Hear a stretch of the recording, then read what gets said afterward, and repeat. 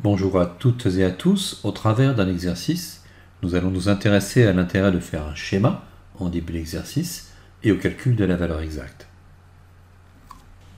Un train roule et traverse un tunnel. On nous donne la longueur du train, 125 mètres, la vitesse moyenne du train, 136 km par heure, et on sait également que entre l'instant où le train entre dans le tunnel et l'instant où il le quitte entièrement, il s'écoule 27 secondes et l'on veut calculer la longueur du train. C'est à vous.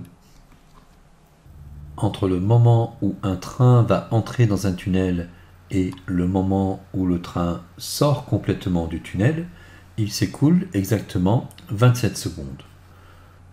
On nous demande de calculer la longueur du tunnel, appelons-la petit l, et puis on nous donne la longueur du train qui est 225 mètres.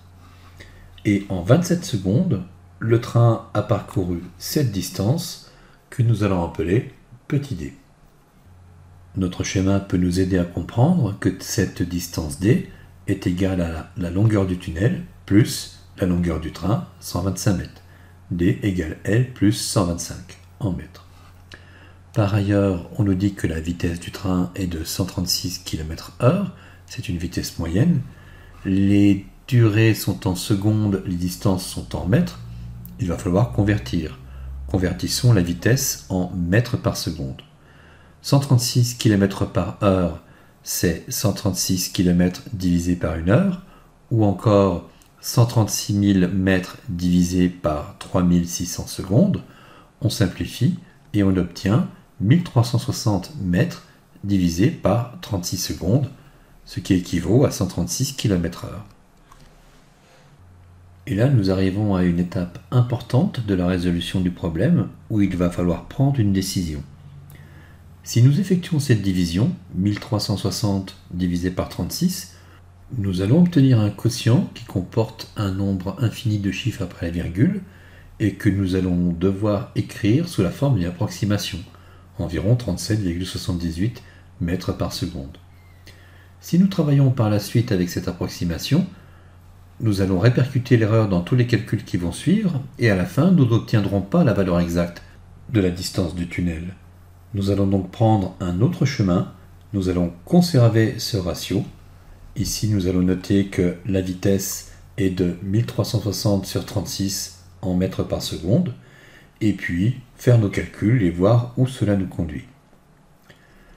La distance parcourue par le train est le produit de ses vitesses moyennes par le temps de parcours, d égale v fois t, et puisque la distance parcourue, petit d, est la somme de la longueur du tunnel, petit l, et de la longueur du train, il s'ensuit que la longueur du tunnel, petit l, est égale à la distance parcourue moins 125, la longueur du train. Remplaçons petit d par v fois t, et nous obtenons longueur du tunnel égale v fois t moins 125. Maintenant, substituons à la vitesse du train le quotient 1360 sur 36 et à petit t sa valeur en secondes, et nous obtenons la longueur du tunnel est égale à cette expression. Il y a maintenant différents moyens de la calculer, par exemple en écrivant ceci, puis après calcul, on obtient 1020 moins 125, soit 895. Il est temps de faire le point. Nous n'avions pas voulu effectuer la division de 1360 par 36 parce que nous aurions obtenu une valeur approchée, ce qui aurait introduit une erreur que nous aurions propagée dans nos calculs, et à la fin, nous n'aurions pas obtenu la valeur exacte de la longueur du tunnel. Le point important ici, c'est que les données du problème sont telles que 1360 divisé par 36 fois 27 va nous donner une valeur décimale. Et donc, nous allons pouvoir terminer les calculs, et ici, avec une chaîne d'égalité, obtenir une valeur exacte. En conclusion, la longueur du tunnel mesure exactement 895 mètres. Que se serait-il passé si nous avions tout de même voulu travailler ici avec une valeur approchée? En prenant par exemple, pour valeur approchée de V, 37,78 mètres par seconde, avec une approximation au centième, Ici, dans nos calculs, nous aurions remplacé V par 37,78 multiplié par 27 secondes, retranché les 125 mètres de longueur du train. Et ici, nous aurions perdu la chaîne d'égalité.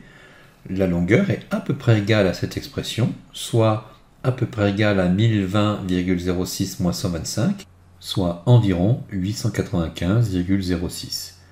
Nous aurions ainsi obtenu une longueur approchée de la longueur du tunnel, d'environ 895,06 mètres, et donc introduit une erreur d'environ 6 cm. Si nous avions pris ici une valeur plus fine de la vitesse, peut-être avec 3, 4, 5, 6 chiffres exacts après la virgule, ce n'en aurait été pas moins une valeur approchée, avec une erreur plus faible ici, mais tout de même une erreur, et nous n'aurions pas obtenu la valeur exacte. En résumé, 2 points importants de cet exercice. Nous avons réalisé un schéma afin de mieux comprendre l'énoncé et d'éviter des erreurs d'analyse ou d'interprétation. Et nous avons organisé nos calculs de façon à obtenir la valeur exacte de la longueur du tunnel.